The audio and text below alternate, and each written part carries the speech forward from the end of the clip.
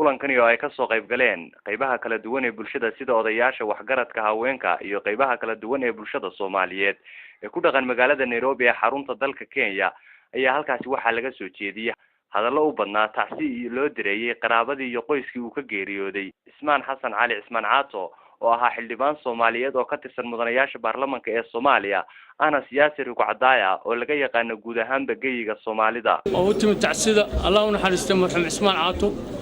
Ismaan Xasan Cali Caato qaraabadii dadka yimid iyo odayaasha culimada caaqilka xildhibaanada wixii qaraabo ah كل واحد نقول مع العلنا سومالوين أنت كسوق بالشباب ما تنك أي مادين وحال لنا هاي هالك واحد يسوون من تعسدي ولا هالكن هذير كان عثمان حسن علي عاطو أنا كنت يا سجالكي أيام إسبرنا وحوها عثمان من قيم بدن oo dadka markii rag la sifaynayo oo nin rag la sheegayo xubnaha uu leeyahay waxqabadkiisa wuxuu ahaa geesi wuxuu ahaa deeqsi wuxuu ahaa nin aan isweynayn oo dadka iska dhex fadhiya dadkiisa shaqaalaha iyo dadka kale muxuu ahaa caadiga iyo dhammaan ehelka uu ka dhintay carruurta uu ka dhintay iyo dhammaan intuu yiqiin oo dhan iyo intii asaga taqeen marka waxaan leenahay hal iska cafiyo ilaahay jannadii ha ka waraabiyo wax wanaagsan ilaahay mataqaana ha waafajiyo waxa la ii sheegay qoys leegaa inuu ka dhashay ilaa goobnimo doonkii leegada asagoo yar inuu ahaa nin halgamo oo dalkiisa iyo dadkiisa u shaqeynaya calankiisa ciidiisana jecel ilaa la yiri cadaanka Caato waa qabtay cidii macawo baryan ilaa la yiri cid kun Caato waa qabtay asagoo waa ka caansana intaas ayuu halgan ku soo jiray galabtana ma iloobi karno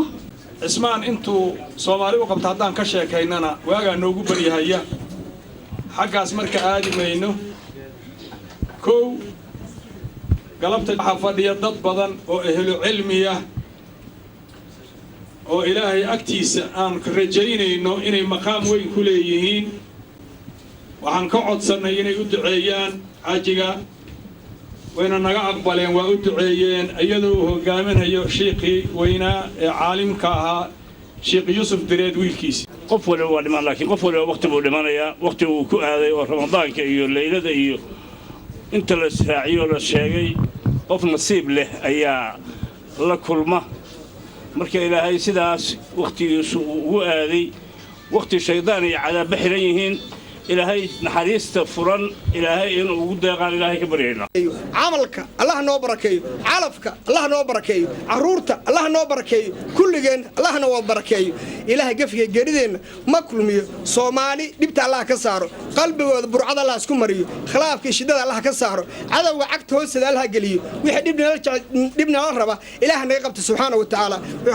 خير وإحنا لا جعلنا الله سبحانه وتعالى خير نجوسه ديبه إله دعاء نها أقبله دمجنا الله ضعفه والد كيس الله ضعفه علماء إني معلمين دمجنا الله ضعفه إله سبحانه وتعالى ذكر وناكسر وصالحين ده الله رقدره Ismaan Xasan Cali Ismaan Caato ayaa ku geeriyooday da'da 75 jirka waxaana uu ifka kaga tagay 26 carruur ah oo 16 ka mid ah ay yihiin wiilal geerida marxuumka ayaa timi kadib markii uu ku soo booday xanuunkadiisa sida ay xaqiijiyeen mudanayaal ka tirsan baarlamaanka Soomaaliya Cabdixakiin Saciid Maxamed Kalson TV magaalada Nairobi